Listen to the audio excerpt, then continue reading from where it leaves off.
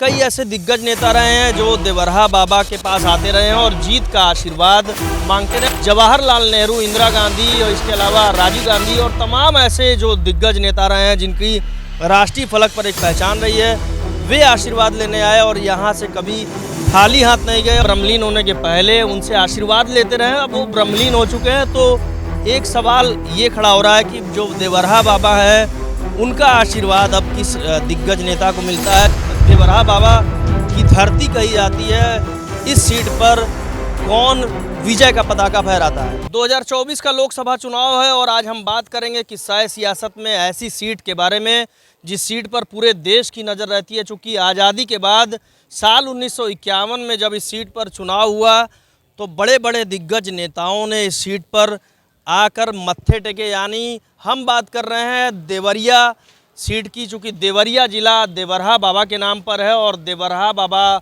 ऐसे संत रहे हैं, कई ऐसे दिग्गज नेता रहे हैं जो देवरहा बाबा के पास आते रहे हैं और जीत का आशीर्वाद मांगते रहे। और कभी ऐसा नहीं हुआ कि देवरहा बाबा ने जिसकी पीठ थपथपा दी हो और उसने जीत हासिल नहीं की हो। तो ऐसा कहा जाता है कि प्रधानमंत्री जवाहरलाल नेहरू, इंदिरा गांधी और इसके अलावा राजीव गांधी और तमाम ऐसे जो दिग्गज नेता रहे हैं जिनकी राष्ट्रीय फलक पर एक पहचान रही है, वे आशीर्वाद लेने आए और यहाँ से कभी खाली हाथ नहीं गए। और ये कहा जाता है कि देवरहा बाबा ऐसे चमत्कारी संत रहे हैं कि एक ही समय पर वो दो जगहों पर अपनी उपस्थिति उनकी दिखाई दी है। और यही वजह है कि ऐसे संत को हर कोई पूछता रहा है। और देवरिया की अगर राजनीति की बात करें तो कई दिग्गज नेता भी यहाँ से रहे हैं। चाहे अभी की बात करें तो रमापति राम त्रिपाठी, इसके पहले कलराज मिश्र, मोहन सिंह एक बड़ा नाम रहा है जो समाजवादी पार्टी से सांसद रहे यहाँ से, और इसके पहले प्रकाश मणि त्रिपाठी यहाँ से चुनाव जीते। और अगर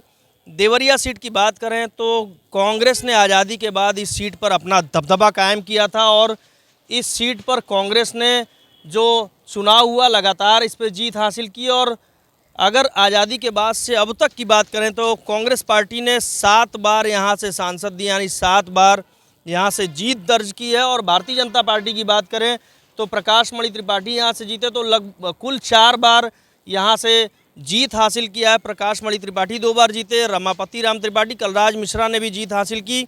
लेकिन अब इस बार फिर मुकाबला रोचक हो गया इस सीट से, चूँकि ये काफ़ी दिग्गजों की वीआईपी सीट मानी जाती है देवरिया। और यहाँ से अब जो है रमापति राम त्रिपाठी को लेकर भाजपा संशय में है। टिकट अभी फाइनल नहीं हुआ है, टिकट भाजपा घोषित नहीं कर पाई है। बहुत ही इस सीट पर भाजपा असमंजस की स्थिति में है और अभी लिस्ट जारी होती जा रही है लगातार, लेकिन भारतीय जनता पार्टी नाम नहीं घोषित कर पाई है। लेकिन गठबंधन ने पत्ते खोल दिए हैं। अगर बात करें तो अखिलेश प्रताप सिंह जो राष्ट्रीय प्रवक्ता हैं कांग्रेस के, गठबंधन से उन्होंने यहाँ से टिकट हासिल किया है और इस सीट पर वो लगातार ताबड़तोड़ मेहनत भी कर रहे हैं। एक अच्छी साख है और कांग्रेस के दिग्गज ऐसे नेताओं में माने जाते हैं जिन्होंने कभी पाला नहीं बदला है। अखिलेश प्रताप सिंह लगातार कांग्रेस के साथ हैं और पूरी ईमानदारी के साथ हैं। जहां कई, अगर पूर्वी यूपी की बात करें तो पूर्वी यूपी के ही कई बड़े दिग्गज नेता पाला बदल चुके हैं, चाहे वो जगदम्बिका पाल हों और चाहे कुंवर आरपीएन सिंह की बात करें। कुंवर आरपीएन सिंह ने भी पाला बदला, भारतीय जनता पार्टी के साथ हो लिए। रीता बहुगुणा जोशी जो कांग्रेस की दिग्गज नेताओं में शुमार रही हैं, कई बार पूर्वी यूपी में राहुल गांधी के साथ उन्होंने दौरे किए हैं और जो कांग्रेस का जनाधार है उसको मजबूत करने की कोशिश की। लेकिन रीता बहुगुणा जोशी ने भी पाला बदला और लगभग 1 दशक पहले उन्होंने 1 से 1.5 दशक पहले भारतीय जनता पार्टी का दामन थाम लिया। जगदम्बिका पाल ने भी मोदी लहर में भाजपा का दामन थाम लिया और इस तरह बड़ा उलटफेर हो चुका है। लेकिन कांग्रेस से जो अब जो प्रत्याशी हैं देवरिया से, अखिलेश प्रताप सिंह कड़ी टक्कर दे सकते हैं, क्योंकि रमापति राम त्रिपाठी के अलावा कोई ऐसा चेहरा भारतीय जनता पार्टी के पास नहीं दिख रहा है।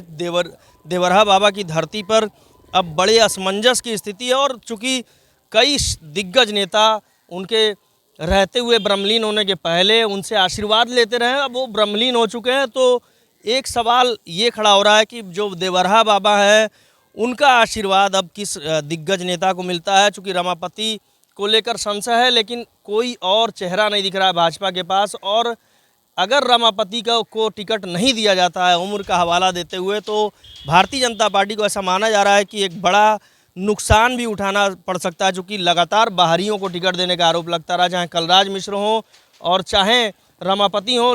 लेकिन एक साख जो बन गई है, चूँकि देवरिया की अगर बात करें, पूर्वी यूपी के काफ़ी पिछड़े ज़िले में देवरिया को गिना जाता है और विकास कहते हैं कि काफ़ी दूर है। तमाम शुगर मिलें पिछली सरकारों में बंद हो चुकी हैं और विकास का जो रास्ता है वो अभी तक देवरिया तक नहीं पहुंचा है, विकास नहीं दिखाई देता है। और कई मुद्दों पर जो पिछली सरकारें हैं वो जनता की जो नाराज़गी है उसका सामना करती रही हैं, और यही वजह है कि सांसद हो चाहे विधायक हों, लोग खुश नज़र नहीं आते हैं। लेकिन अब गठबंधन ने अखिलेश प्रताप सिंह को यहाँ से चुनाव मैदान में उतारा है, तो कैसा मुकाबला होगा इसका अंदाज़ा आप लगा सकते हैं। फिलहाल भाजपा ने पत्ते नहीं खोले हैं और जो देवरिया की जनता है वो इसी बात का इंतज़ार कर रही है कि जब भाजपा पत्ते खोलेगी तो उसके बाद कैसा समीकरण बैठता है। लेकिन अब चुनाव का जब परिणाम आएगा तभी पता चलेगा कि देवरहा बाबा की धरती कही जाती है, इस सीट पर कौन विजय का पताका फहराता है। Neeraj Srivastava, ABP live, Gorakhpur.